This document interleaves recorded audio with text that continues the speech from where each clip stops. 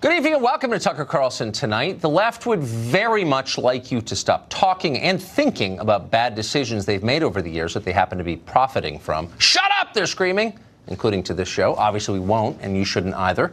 Details in a minute. But first, 2 weeks from New Year's, and the Trump administration is trying one last time to get funding for that promised border wall on our southern border. The president says he's willing to shut down the government in order to get the first $5 billion in construction money. Over the weekend, Senate Minority Leader Chuck Schumer promised that will never happen under any circumstances. President Trump should understand there are not the votes for the wall in the House or the Senate. He is not going to get the wall in any form. He is not going to get the wall. Notice the pronoun Schumer used. He, Donald Trump, cannot have his wall, says the Senate Minority Leader. But what about the rest of us, the other 325 million people who live here? Turns out we can't have a wall either. A wall is just too expensive. In fact, it's wasteful, says, and brace yourself now for an icy blast of comedy here, the Democratic Party. I asked the people at Customs and Border Protection, what would it cost to have scanners to scan all the vehicles coming in? They said $300 million. That's a far cry from $5 billion and a much more effective way to have a secure border. Most of us, speaking for myself, consider the wall immoral, ineffective, inexpensive. To spend billions of dollars on an immoral, ineffective, and expensive wall. Don't waste billions of dollars of taxpayer money in order to build something that will not make our border more secure. Border security is enormously important, but I think building a wall is a very costly and inefficient way to do that. Oh, so Mr. Math Guy Bernie Sanders says a border wall is, quote, very costly. Okay, how costly is it precisely? Get your calculator out. Here are the numbers. The estimated cost of a border wall is about $25 billion. It's estimated, so let's say it's twice that. That would still be a tiny fraction of the price of the pointless stalemate we're now waging in Afghanistan. That costs about $45 billion every year, not even including, of course, the vast human cost. Now compare that to the $25 billion needed to restore national sovereignty with the wall. And yet, and this is strange, nobody in Washington seems to be upset about the price of the Afghanistan debacle. A lot of people here are getting rich from it, and maybe that's the difference. You also hear endlessly, and usually from people who live in gated communities, that walls just don't work. But if that's true, if they really don't work, then why has Congress been happy to help pay for border barriers in Jordan, Tunisia, and Israel? Nancy Pelosi says that walls are immoral, and yet for some reason she's not flying to Jerusalem to lecture the Israelis on how they're wasting U.S. aid building walls that don't work. Israelis know how effective walls are. That's why they have them. Israel's wall on the Egyptian border almost completely halted illegal immigration from that country. In fact, by some measures, completely, not one person came over it once they made it taller. Turns out there is a limit to the height of ladders. The truth, as you know, and as usual, is precisely the opposite of what they're telling you. The left fears a border wall precisely because it would work and could keep working long after President Trump leaves office. And that is why, when pressed, invariably they fall back on their signature argument. Racism! Border walls are racist! The president went to the heart of what I call his brown menace theory. These migrants, they're dirty people. They bring disease.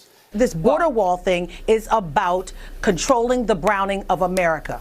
Donald Trump is fixated on the southern border, as he was the day that he announced this campaign. It is not about securing the borders. It is about xenophobic, racist, bigoted beliefs.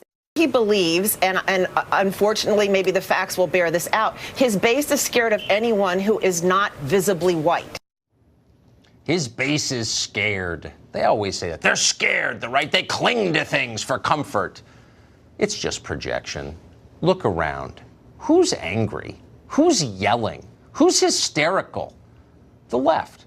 Permanent Washington and their servants in the media. They're the ones who are terrified. They don't want an honest debate about immigration or a lot of other mindless policies they've been benefiting from for many years. They hate Trump for forcing a debate on any of this. They hate you for agreeing with him. Tough. We're going to talk about it anyway. Richard Goodstein is an attorney and former advisor to Hillary Clinton, and he joins us tonight. So I can't get past this. Anything that any conversation Trump enters becomes about Trump. And because the media are so dumb, all the smart kids go into finance, the dumb ones go into media, they're mesmerized by that. They can't get past it, but no one's debating the actual policy of the wall, which is so interesting to me. It's too expensive? $25 billion is too expensive by the Democrats' calculation? How does that work? Well, the fact is the Democrats in 2013 in the Senate put $40 billion into border security and got not only every single vote of Democrats in the Senate, but 14 Republicans, including lefties like Lindsey Graham and Marco Rubio and Orrin Hatch. You know, as to the Israel analogy, Israel, these people who are migrants who are seeking asylum are coming from Honduras or wherever because they've seen their kids' throats slashed. People are trying to get over into Israel to slash the throats of Israeli kids. That's the distinction. No, actually, it's not the distinction. Well, there are a couple how am I wrong? No, I'll tell you how you're wrong, because you're talking about the wrong wall. So there's the border wall that we've debated a lot in this country, in what used to be called the occupied territories in Israel proper. There's also a wall, the southern part of the country, that separates Israel from Egypt. And over that border were coming tens of thousands of illegal immigrants from Africa. Yes, Africa. They weren't fleeing persecution. They were economic migrants, and they moved to Tel Aviv. And the people there didn't like it. The working class people didn't like it. And so they built a huge wall. And nobody in the Democratic Congress has a problem with that. It was an immigration wall to keep out Africans. But that's not immoral, because why?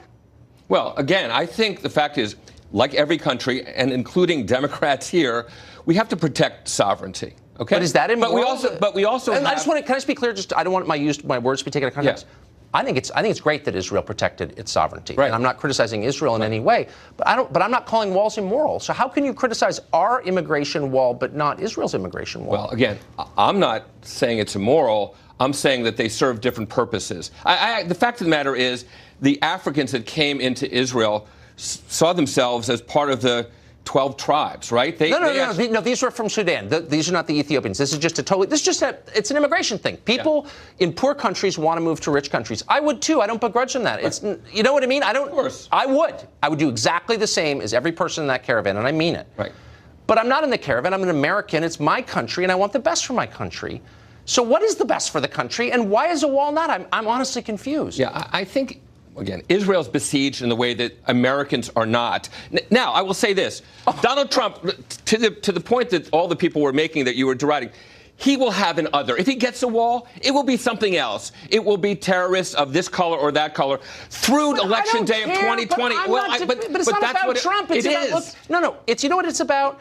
All this border security hasn't worked, and we have tens of millions of people living here whose names we don't know. They're using fake IDs, and they're living in our country, and it's a disaster. And so let's do something that works. That's all I'm saying. And since I talked about this with you last week, the Washington Examiner, not a left-wing publication, said that ICE deportations were lower under Donald Trump than under Barack Obama. Okay, then that's Trump's fault. I'm not here to defend Trump. I'm here to ask why we can't have a wall. And I don't understand.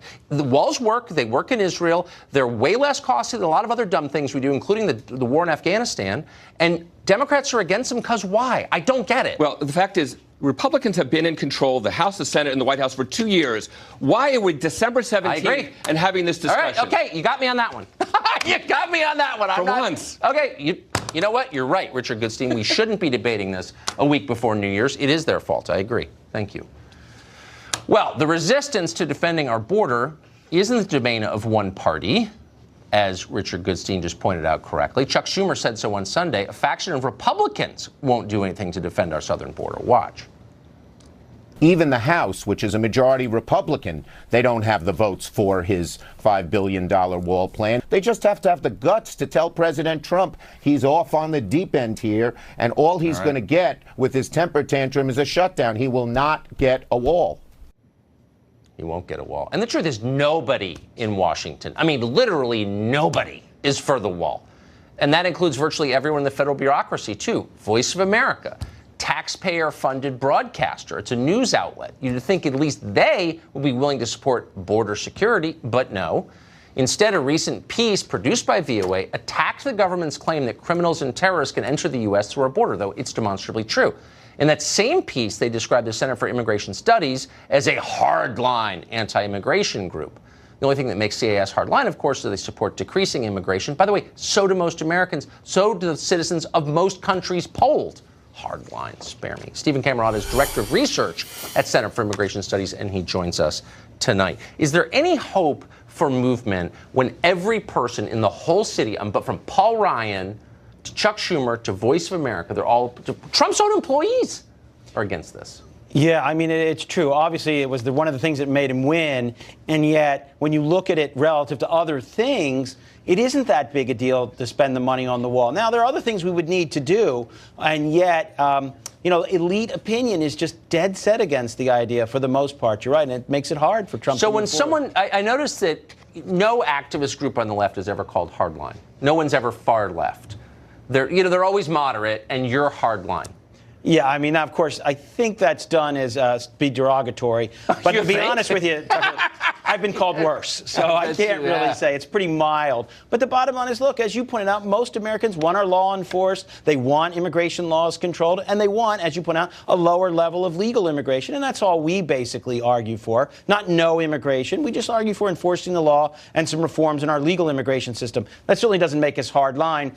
But you're right. People will use that label in an effort to delegitimize what is really a position held by the majority of Americans. We've been running into this problem recently. It's something you've dealt with for a long time. Have you noticed that it's almost impossible to have a rational conversation about the policy of immigration because the name-calling, the vicious name-calling, is just so intense? Yeah, I mean, you're absolutely right. Sentiment and emotion, and then you're right, just trying to use name-calling to suppress debate rather than engaging debate. There are a few on the right who do that, but it really is a left-wing phenomenon. They just prefer to impugn the motives, argue that people who'd like a more moderate pace of immigration or the laws enforced, they just say they're motivated by racial animus in order to suppress debate. It's very unfortunate, but it is what's happening. How do we get closer to a solution if you can't even have an honest conversation about it among rational people? That's a very fair point. Look, at CIS, my organization, the Center for Immigration Studies, we basically crunch the numbers. We mostly provide data, and we just provide basic information. And I think that's the best way to go. I think it is too. And I'm grateful for that. By the way, I should say, as I've said before, I have no idea what your politics are. You could be a massive Hillary voter. I don't care. I just want the numbers. Thank you. Thanks for having me.